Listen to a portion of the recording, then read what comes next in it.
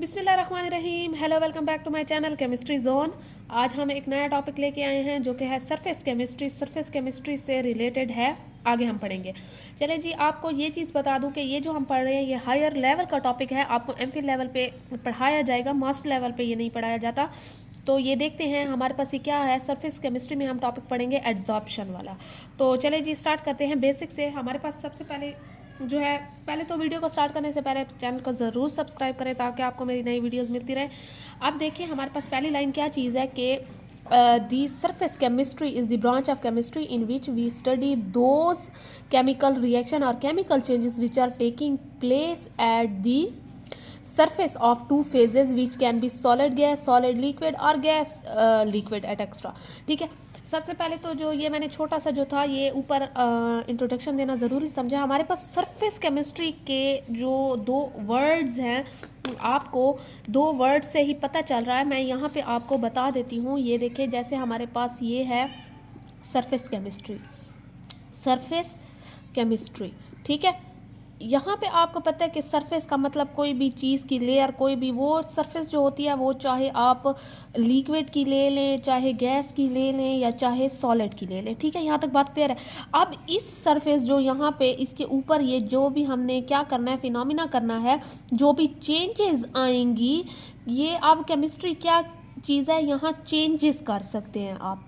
ठीक है, या जैसे हम कहते हैं कि केमिकल रिएक्शंस जो होते हैं, केमिकल रिएक्शन, तो ये जो केमिकल रिएक्शन इस सरफेस पे, इस सरफेस के यहाँ पे आएगा या इसमें कोई चेंज लाएगा, इधर it can be physical, chemical, और हमारे पास कौन सी थी, फिजिकल थी, केमिकल और मैकेनिकल, इसमें कुछ भी हो सकता है। ठीक है, तो this is called surface chemistry. ये एक बेसिक इसका जो है ये है। अब आगे देखते हैं, हमारे पास surface chemistry is referred to as the study of phenomena occurring on the surface of substances।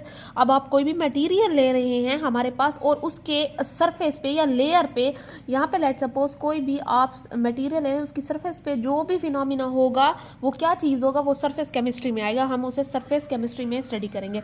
It deals with the all type of surface phenomena. ये हमारे पास हर किस्म के सरफेस फिनोमिना जो होता है उसके लिए होता है। What is the surface chemistry? It is the study of chemical phenomena that occur at the interface of to surfaces which can be solid, liquid. अच्छा, यहाँ पे जो मैंने ऊपर बात की है आपसे कि इधर it can be solid, liquid या जो भी है। अब यहाँ पे आप सॉलिड ले लें, दो सरफेस, एक सॉलिड की ले लें, एक लिक्विड की ले रहे हैं, और इनके सरफेस के दरमियान जो चेंजेस आ रही हैं, या आप सॉलिड की ले लें, गैस ले लें एक, इन दोनों के दरमियान जो इंटरफेरेंस, उनकी सरफेस के दरमियान जो चेंजेस आ रही हैं, या लिक्विड ले लें, वैक्यूम ले लें, मीन्स के सिर्फ सॉलिड के ऊपर जो भी, वैक्यूम मीन्स के हवा वगैरह कुछ नहीं है, सिर्फ आपने सॉलिड लिया, उसकी सरफेस पे जो कुछ आ रहा है या चेंजेस आ रही हैं उसे स्टडी करते हैं। या फिर हम लिक्विड गैस ले लें। तो अब ये देखिए कि आपको इतनी तो समझ आ गई है ना कि सरफेस केमिस्ट्री हमारे पास सरफेस फिनोमिना है। ठीक है, मीन्स के ये हमारे पास एक फिजिकल चेंज आता है सरफेस की लेयर के ऊपर। अब देखें कि the some application of surface chemistry is surface engineering. अब आप देखें कि हमारे पास इसकी एक एप्लीकेशन है सरफेस केमिस्ट्री की, that is surface engineering. Surface engineering is the sub discipline of material sciences we deals with the surface of solid matter. वो कहते हैं हमारे पास जो surface chemistry, sorry surface engineering होती है, वो हमारे पास सब डिसिप्लिन है मटेरियल साइंसेज, मीन्स के इसके सब ब्रांच है, जिसे आप सब ब्रांच भी कह सकते हैं। किस चीज़ की है? हमारे पास मटेरियल साइंसेज जो है ये भी एक सब्जेक्ट है इसकी। आप मटेरियल साइंसेज में आप मटेरियल के बारे में पढ़ेंगे, उनके रिएक्शन के बारे में पढ़ेंगे, यही चीज़ें पढ़ेंगे ना। तो ये उनका क्या है, एक सब डिवीजन कह दें या हमारे पास सब्जेक्ट कह दें। तो ये किस चीज़ की है? Deals with the surface of solid. अच्छा, यहाँ पे जो एक मेन चीज़ यहाँ पे आपने स्टडी करनी है वो सॉलिड की सरफेस को लेके करना है। जो आगे हम फिनोमिना पढ़ेंगे वो भी इसी चीज़ से रिलेटेड है। It involves altering the properties of surface phase. वो कहता है कि ये सरफेस जो फिनोमिना होता है, मीन्स की जो सरफेस होती है, उस सरफेस के ऊपर की जो जितनी प्रॉपर्टीज होती हैं, ये इसे ऐसे चेंज करता है in order to reduce degradation over time. Means के लेट सपोज आपने कोई चीज़ जो है वो धूप में रख दिया है, ऑक्सीजन में रख दिया है, या कहीं भी रख दिया है, हवा में रख दिया, और उसकी डिग्रेडेशन होती है।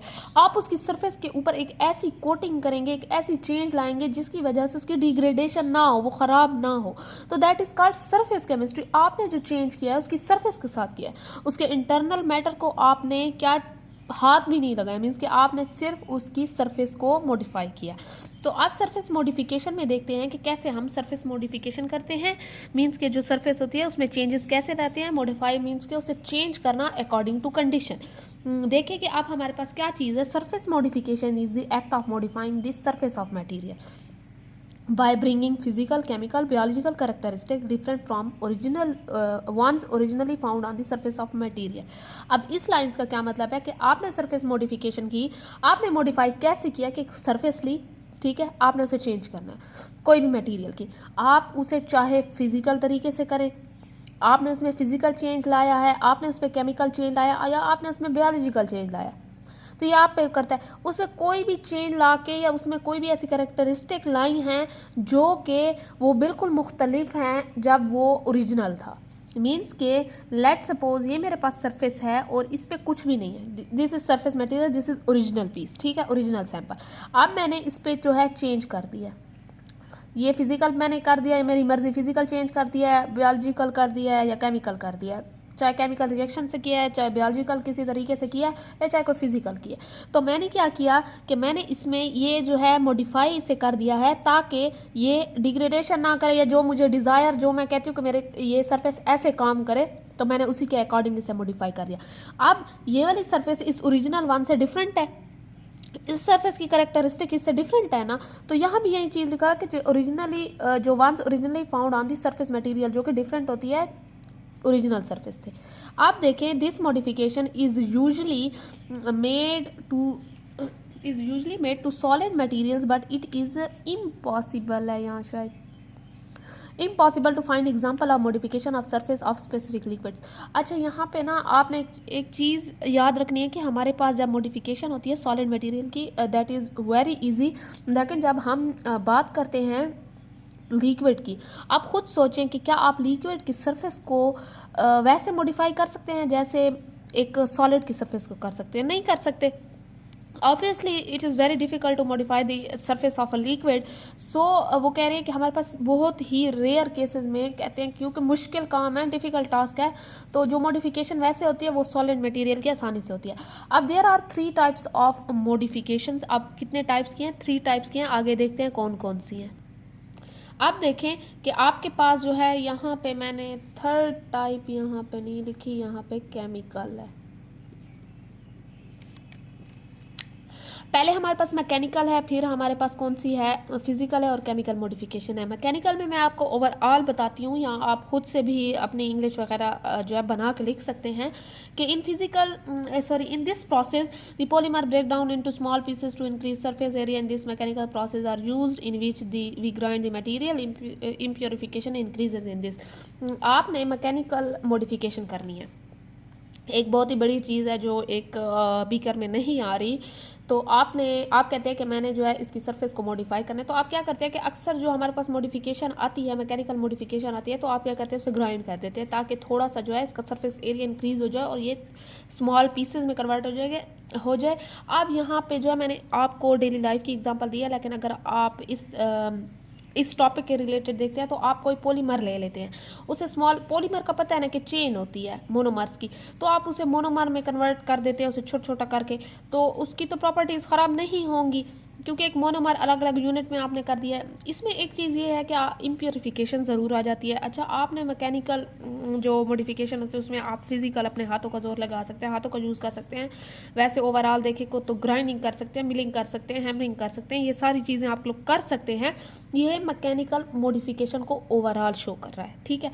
अब अगर फिजिकल में मॉडिफिकेशन कहती हूँ कि कोई चीज़ फिजिकली चेंज करनी है, जैसे हम इंसान की फिजिक की बात करते हैं, तो वैसे कोई मटेरियल है, आपने उसकी सरफेस को फिजिकली चेंज करना है। लेट सपोज कोई चीज़ है वो वेट है, आपने उसको ड्राई करना है, तो ड्राई करने के लिए उसमें फिजिकल चेंज आएगा। आप उसे सनलाइट पे रखते हैं, हवा पे रखते हैं, हीटर में रखते हैं, कहीं भी रख दें तो वो क्या करेगी कि वो सूख जाएगी, तो that is called physical change.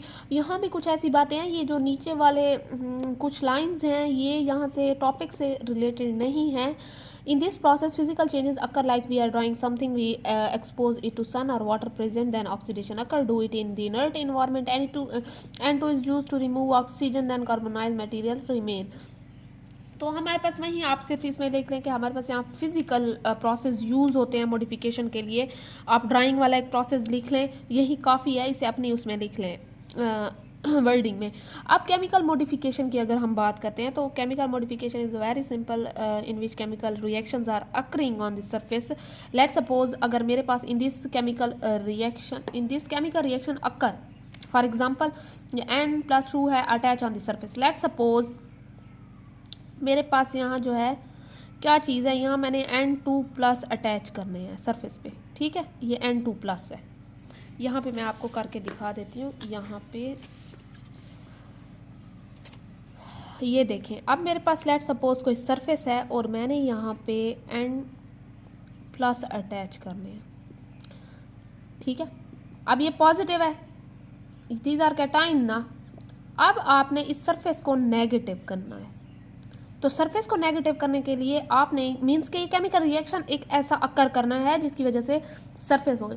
तो इस सरफेस को मैं बेस के साथ डिप कर सकती हूँ ना, बेस में OH नेगेटिव होते हैं, तो इस पे ऑटोमेटिकली नेगेटिव आ जाएगा, तो ये इस पॉजिटिव को अट्रैक्ट करेगा, तो ये मेरे पास जो है क्या चीज़ हो जाएगी, स्टिक हो जाएगा सरफेस के साथ। अब मैंने इस सरफेस को चार्ज किया है, चार्ज करने के लिए मैंने क्या चीज़ किया, एक केमिकल रिएक्शन किया जिसमें मैंने बेस यूज़ किया है, इसे डिप कर दिया ताकि ये जो है इसके ऊपर आ जाए आइंस। तो this is called chemical modification. अब ज़रा यहाँ पे आप लोग देख सकते हैं कि मेरे पास in this chemical reaction N+2 attach on the surface, we want to remove it from the surface, so we make the surface negative by adding the base। Sorry यहाँ रिमूव नहीं है, यहाँ अटैच है, क्योंकि हम यहाँ जो है ये पॉजिटिव को नेगेटिव के साथ कर रहे हैं। तो यहाँ क्या करेंगे, where the OH presence become more N+2 in this way, यहाँ पे अटैच करना है, यहाँ पे थोड़ी सी मिस्टेक है। आप कोई और एग्जांपल भी ले सकते हैं। लेट सपोज आपको मैं अगर इसमें एक और एग्जांपल दूँ तो आप ऐसे कर सकते हैं कि अगर ये प्लस हैं, ठीक है, आपने इनको रिमूव करना है, तो आप किसी एसिड के साथ इसे जो है वो क्या कर लें, ट्रीट कर लें। पॉजिटिव पॉजिटिव रिपेल करेगा, वो भी प्रोटोनेट करेगा और ये भी ऑलरेडी पॉजिटिव होंगे, तो क्या करेगा कि इन दोनों की क्या होगी, रिपल्जन होगी, ठीक है। रिपल्जन होगी, वो क्या करेगा कि रिमूव हो जाएंगे। लेकिन आपने अगर अटैच करने हैं तो आपने उलट मीन्स के पॉजिटिव नेगेटिव ऐसे करना है ताकि स्टिक हो जाए। तो आप अगर पॉजिटिव हैं तो नेगेटिव के साथ ट्रीट करेंगे, आप कहते हैं कि चिपक जाए, ठीक है ना। तो ये ज़रा इस वर्डिंग ठीक कर लें, क्योंकि मेरे पास जो है मैंने यहाँ पे ये चेक नहीं किया पहले से, तो आपने क्या करना है कि इसको अपनी वर्डिंग में चेंज कर लेना है, क्योंकि पॉजिटिव नेगेटिव हमेशा अट्रैक्ट करते हैं। अच्छा, यहाँ पे थोड़े से जो पॉइंट्स थे मुझे ज़रूरी लगे थे, मैंने लिखे थे कि surface chemistry has a major role in various chemical processes, कि हमारे पास लेट सपोज कभी आपसे पूछ लेते हैं कि what is the application of surface chemistry, अक्सर पूछ लेते हैं। तो आपने बहुत ही सिंपल सा ये देना है कि एक तो ये होता है एंजाइम के जो होते हैं enzymatic reactions at biological interface found in the cell walls and membrane. अगर आप इसे बियोलॉजिकल प्रोसेस के थ्रू देखें तो आपको पता है सेल वॉल और मेम्ब्रेन पे हमारे पास हज़ारों रिएक्शन हो रहे थे, ठीक है। तो ये उसमें भी वही सरफेस है ना, बात तो सरफेस की आ गई है, सेल मेम्ब्रेन और cell wall, surface of cell, तो उसके लिए भी ये होता है। और in electronic industry they are used in the surface and interface of microchip found in the computer. अगर आप इलेक्ट्रॉनिक इंडस्ट्री में देखें जो माइक्रोचिप्स हमारे पास होते हैं कंप्यूटर में यूज़ होते हैं, तो यहाँ पे भी इनकी सरफेस पे जो मॉडिफिकेशन होती है हम उसे कह सकते हैं कि this is surface chemistry. In automobiles हमारे पास कैटालिटिक कन्वर्टर जो होता है, आपने कभी देखा हो गाड़ियों के अंदर जो होता है गंदा धुआं हटाने के लिए कैटालिटिक कन्वर्टर लगाया जाता है। In nano material synthesis, stabilization, preparations and operation of sorbent solid reactants, तो ये इन चीज़ों में भी यूज़ होता है, ठीक है जी। चलें जी, अब हमारे पास क्या चीज़ है, अब जो मेन चीज़ वो तो थोड़ा सा मैंने आपको मॉडिफिकेशन की टाइप्स बता दी थी, सरफेस केमिस्ट्री की थोड़ी सी एप्लीकेशन बता दी थी, और साथ ही साथ मैंने आपको थोड़ा सा सरफेस केमिस्ट्री और केमिकल सरफेस इंजीनियरिंग के बारे में बता दिया था, ठीक है। अब आते हैं ज़रा मेन चीज़ पे कि हमारे पास एड्जॉर्प्शन क्या है। एड्जॉर्प्शन जो होती है हमारे पास, this is the surface phenomena. सबसे पहला पॉइंट तो आपने कभी भी आपसे एड्जॉर्प्शन के बारे में पूछें तो आपने कहना है कि this is a surface phenomena in which the material is attached to the surface of substance कह दें या जो भी कह दें। अब देखते हैं हमारे पास क्या चीज़ है एड्जॉर्प्शन। सबसे पहले तो देखिए कि adsorption is the process that involves the accumulation of substance in molecular species in higher concentration on surface. Surface phenomena where particles are attached at the surface layer of material. It normally involves the molecule, atom or even ions of gas भी हो सकते हैं, liquid, solid in dissolved state that is attached to surface. Means के आपके पास एक adsorption ऐसा process है जिसमें कोई भी सब्सटेंस होता है उसकी एक्यूमुलेशन होती है हायर कंसंट्रेशन में सरफेस के ऊपर. लेट सपोज मेरे पास कोई भी सरफेस है, इस पे यहाँ पे जो है मैंने सरफेस के ऊपर एक्यूमुलेशन जो हो रही है हायर कंसंट्रेशन है, ज़्यादा बढ़ती जा रही है, ठीक है ना. तो ये सरफेस के ऊपर बढ़ती जा रही है, तो ये मेरे पास क्या है, एड्जॉर्प्शन है. अब वो कहते हैं कि अगर आपके पास कोई ऐसा फिनोमिना है, ऐसा प्रोसेस जिसमें एक्यूमुलेशन ऑफ सब्सटेंस हो रही है. अब वो सब्सटेंस जो होता है वो आयन भी हो सकता है, गैस का, लिक्विड का आयन भी हो सकता है, सॉलिड का भी हो सकता है, कोई मॉलिक्यूल भी हो सकता है, कोई एटम भी हो सकता है. जब वो सरफेस से अटैच होता है तो हमारे पास इसे क्या कहते हैं, दिस इज कॉल्ड एड्जॉर्प्शन. ठीक है, तो यहाँ हम ये कहते हैं कि सरफेस फिनोमिना है जिसमें हमारे पास पार्टिकल अटैच होते हैं सरफेस के ऊपर. ठीक है, अब वो मटेरियल के ऊपर या सरफेस के ऊपर जो होते हैं अटैच होते हैं वो particles solid, ion of solid भी हो सकते हैं, आयन ऑफ गैस भी हो सकते हैं, आयन ऑफ लिक्विड भी हो सकते हैं, एटम भी हो सकते हैं, मॉलिक्यूल भी हो सकते हैं. यहाँ तक बात क्लियर है. अब देखते हैं एक और इसकी, अगर मैं आपको डेफिनेशन बता दूँ, the phenomena of concentration of molecules of gas और liquid at the solid surface is called adsorption. आप ये भी कह सकते हैं कि कोई आपके पास सॉलिड सरफेस है, उस पर लिक्विड या गैस के मॉलिक्यूल जो होते हैं वो अटैच हों एक अच्छी कॉन्सेंट्रेशन में, ज़्यादा कॉन्सेंट्रेशन में, तो उसे हम एड्जॉर्प्शन कहते हैं. यहाँ तक बात क्लियर है. अब वो कहते हैं इन्वेंटेड बाय, मीन्स कि किसने फिनोमिना निकाला था. The term was first coined by German physicist, हमारे पास जो है हेनरिच केसर जो है 1881 में किया था उसने. या यहाँ एक डेफिनेशन, ये दो डेफिनेशन है, एक और डेफिनेशन भी आ सकती है, आप इस एक्सप्लेनेशन में भी ये चीज़ लिख सकते हैं. It is the phenomena in which material accumulation on the surface from the solution phase. आप जो है ये भी कह सकते हैं कि हमारे पास एक ऐसा फिनोमिना है जिसमें हमारे पास कोई भी चीज़ की मटेरियल की अकोमुलेशन होती है सोल्यूशन के फेज़ में. मीन्स के आप जब सोल्यूशन बनाते हैं उसमें भी आप एड्जॉर्प्शन जो है वो फिनोमिना कर सकते हैं. ये चीज़ आगे डिस्कस करेंगे. ये तो फ़िलहाल तो सिर्फ आपकी ये डेफिनेशन चल रही है, ठीक है. अब देखते हैं कि एग्जांपल क्या है. अगर मैं कहती हूँ कि adsorption of dye by the charcoal, if the finely divided charcoal is stirred into dilute solution of methylene blue and organic dye, the depth of colour of solution decreases appreciably, the dye molecule have been absorb by charcoal particles. ठीक है, अब वो कहते हैं हमारे पास के let suppose अगर आपने एब्जॉर्प्शन का प्रोसेस देखना है, अब वही बात है सोल्यूशन की आ गई है. ठीक है, अब आप क्या करते हैं कि आप जो है चारकोल लेते हैं और उसे जो है एक डाइल्यूट सोल्यूशन बनाते हैं. किस चीज़ का, मिथाइलिन ब्लू का, एमबी जिसे कहते हैं, जो एक डाई है ऑर्गेनिक. आपने एक बीकर लिया है, इसमें एमबी मीन्स के मिथाइलिन ब्लू जो होती है, ब्लू कलर डाई है एक ऑर्गेनिक, इसका सोल्यूशन बना लिया, डाइल्यूट सोल्यूशन बना लिया. अब आप इसमें क्या चीज़ डाल रहे हो, आप इसमें चारकोल डाल रहे हो. ठीक है, जब चारकोल अंदर जाएगा तो इसका जो कलर है ना वो डिसअपेयर होता जाएगा. क्यों होता जाएगा, क्योंकि चारकोल के मॉलिक्यूल जो हैं वो क्या मीन्स के चारकोल का जो मॉलिक्यूल है या सरफेस है जो चारकोल अंदर जाएगा उसके ऊपर जो है मिथाइलिन ब्लू के पार्टिकल्स हैं ये एड्जॉर्प्शन शो करेंगे, ये चिपक जाएंगे, जिसकी वजह से क्या चीज़ होगी कि उसका कलर डिसअपेयर हो जाएगा. यहाँ तक बात क्लियर है. If we add nickel nitrate in solution then remove nickel, then that removal is called adsorption. वो कहते हैं कि अगर हम कोई भी निकल नाइट्रेट का सोल्यूशन बनाते हैं, इसमें ऐड कर लेते हैं और उसमें जो हम उसके बाद निकल मीन्स के जैसे आपने यहाँ चारकोल ऐड किया, ठीक है, चारकोल के साथ एमबी के जो हैं पार्टिकल्स अटैच हो गए, एड्जॉर्प्शन शो हो गई. तो आपने जब चारकोल दोबारा निकाला तो एमबी के साथ में आ गए, तो दिस इज कॉल्ड एड्जॉर्प्शन, उसकी सरफेस पे आ गए. तो same is the case with निकल नाइट्रेट. यहाँ तक बात क्लियर है. Removal of a radical form of any surface is called, अच्छा इस पॉइंट को भी छोड़ दें, ये आपके लिए मुश्किल है. मटेरियल को भी छोड़ दें, मटेरियल में यही चीज़ है कि वो एटम भी हो सकते हैं, मॉलिक्यूल भी हो सकते हैं, या स्पीशी कोई भी हो सकते हैं. अब आते हैं एड्जॉर्बेट की तरफ. आपके पास क्या है, the substance that deposit at the surface is called adsorbate.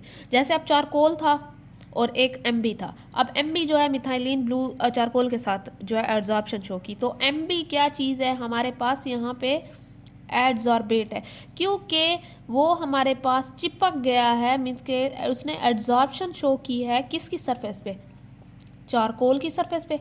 ठीक है, यहाँ तक बात क्लियर है। चलें अब आगे देखते हैं adsorbent, the porous surface through which the adsorbate molecules are removed from solution.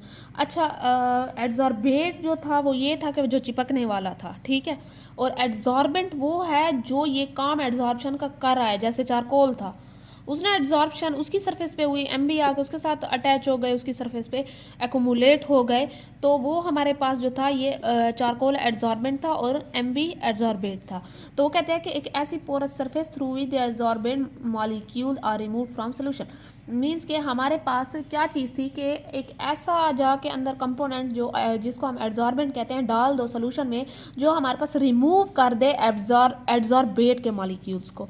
यहाँ तक बात क्लियर है। The solid on whose surface deposition occur, या ऐसा सॉलिड जिसकी सरफेस के ऊपर डिपोजिशन मीन्स के यहाँ पे एक्मुलेट हो रहे हैं, तो इस सरफेस वाले मटेरियल को हम कहेंगे दिस इज एड्जॉर्बेंट। जो ऊपर एक्मुलेट हो रहा है दैट इज कॉल्ड एड्जॉर्बेट। ठीक है, कैरेक्टरिस्टिक देखते हैं, they must have abrasion resistance, high thermal stability and appropriate pore diameters which result in higher exposed surface area, hence high capacity for absorption। वो कहते हैं कि एक तो इनके पास अच्छी रेजिस्टेंस होनी चाहिए, बाकी बहुत ही अच्छी थर्मल स्टेबिलिटी होनी चाहिए, इनकी करेक्टरिस्टिक है, और इनका पोर साइज बहुत मैटर करता है, इनकी सरफेस एरिया बहुत मैटर करता है। अब किसी के पास कोई आपने कंपोनेंट डाला है जो थर्मली स्टेबल ही नहीं है, क्या वो अपना काम करेगा? नहीं करेगा। जिसका पोर साइज ही थोड़ा है या पोर्स ही कम है, आप एक फोम ले लें, ठीक है, जिसमें पोर्स इतने ज़्यादा नहीं हैं, और आप उसे पानी में डालें, और एक फोम ऐसा लें जिसमें पोर्स ज़्यादा हैं, ठीक है, तो जो जिसमें पोर्स ज़्यादा होंगे वो जल्दी पानी अपने अंदर ले लेगा, जिसमें कम है तो वो जो है इतना ज़्यादा नहीं लेगा क्वांटिटी। तो हमारे पास क्या है कि पोर्स साइज भी मैटर करता है, तो हमारे पास और हाई कैपेसिटी भी होनी चाहिए, वही बात है।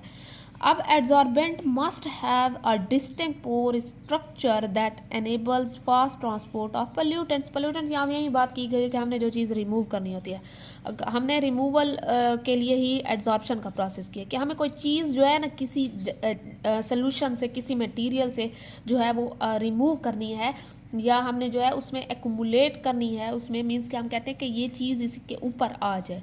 तो ये हमारे पास मेनली प्रोसेस जो होता है एड्जॉर्प्शन का वो रिमूवल के लिए ही होता है। जैसे सोल्यूशन में हो गया वाटर पोल्यूशन, आजकल बहुत ही मसला बना हुआ है, वाटर में से आपने कोई हैवी मेटल्स वगैरह निकालने हैं तो उसके लिए एड्जॉर्प्शन यूज़ होती है। डिफरेंट जो है वो चीज़ों के लिए एड्जॉर्प्शन यूज़ होती है। अब देखें कि वो कहते हैं कि पोज स्ट्रक्चर, मैंने आपको बता दिया कि पोज स्ट्रक्चर जो होता है वो भी बड़ा मैटर करता है।